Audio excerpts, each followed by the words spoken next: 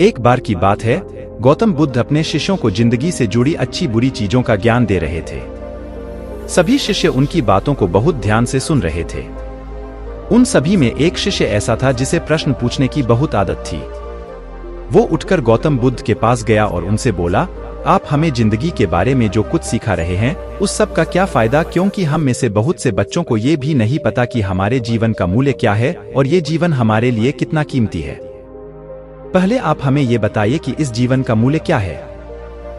अपने शिष्य की बात सुनकर गौतम बुद्ध अपने कक्ष में गए और एक चमकता हुआ पत्थर का टुकड़ा लेकर आए। वो टुकड़ा उन्होंने अपने शिष्य को दिया और बोले, मैं तुम्हें इस जीवन का मूल्य तब बताऊंगा जब तुम इस पत्थर का सही मूल्य पता लगाकर आओगे। साथ ही ये ध्यान रखना कि तुम्हें ये पत्थर का टुकड़ा किसी को बेचना नहीं है।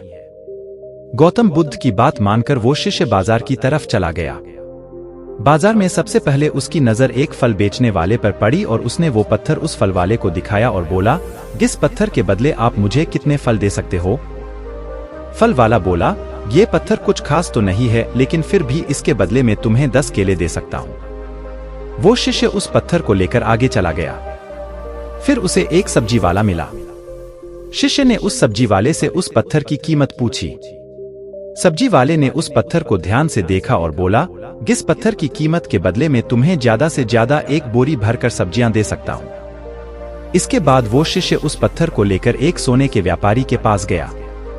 उस पत्थर की टुकड़े की चमक देखते ही उस सुनार ने उसकी कीमत 100 सोने के सिक्के लगाई। शिष्य ने वो टुकड़ा बेचने से मना किया तो वो सुनार उसके बदले 200 सोने के सिक्के देने को भी राजी हो गया, लेकिन शिष्य ने वो पत्थर नहीं बेचा। इसके बाद वो शिष्य एक हीरों के व्यापारी के पास गया और उनके सामने उसने वो पत्थर के टुकड़े को रख दिया। उस पत्थर को देखते ही हीरों के व्यापारी ने एक साफ कपड़ा बिछाया, उस पत्थर को उसके ऊपर रखा, फिर उसकी परिक्रमा की और हाथ जोड़कर उस पत्थर को कपड़े में लपेटते हुए वो बोला, तुम जिसे मामूली पत्थर समझकर उसकी कीमत पूछ रहे हो, असल में ये एक बेशकीमती रूबी है। ऐसा रूबी हर किसी को नहीं मिलता। मैं अगर अपना सब कुछ बेच भी दूं तो भी इसकी कीमत नहीं चुका सकता। उस व्यापारी की बातें सुनकर वो शिष्य हैरान हो गया। वो दौड़ा दौड़ा सीधा बुद्ध के पास आया और उन्हें उसने जो कुछ भी बाजार में हुआ वो सब बताया।